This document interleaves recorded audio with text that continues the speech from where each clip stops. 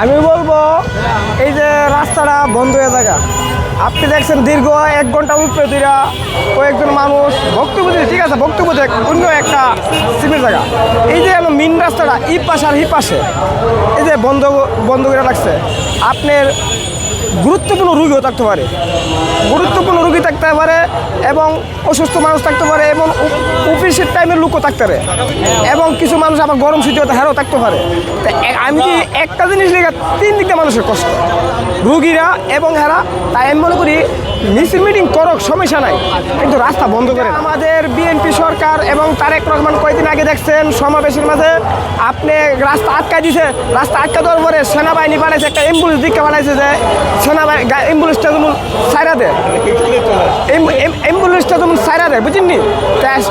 তার মনে করেন একটা অ্যাম্বুলেন্স যদি তাই একটা রুগীটা চেয়েছি তাই আটকা লাগে অ্যাম্বুলেন্স মারাও যেতে পারে নাকি।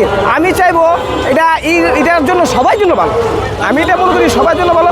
তাই রাস্তা না আটকায়া, হ্যাঁ আপনি গাড়ি চালাতেন করেন, আপনি এটা সবার জন্য ভালো, আমি প্রত্যেকটা মানুষের জন্য ভালো। আমি এটা চাই। বর্তমানে সরকার জনগণের সরকার, মানবতার সরকার, আমি সরকারকে আবেদন করবো যে রাস্তাঘাটে আপনি মিছিল মিটিং করো এবং গাড়ি গুড়ি না আটকায়া, কারণ গাড়ি অনেক ধরনের রূপ থাকতে হবে।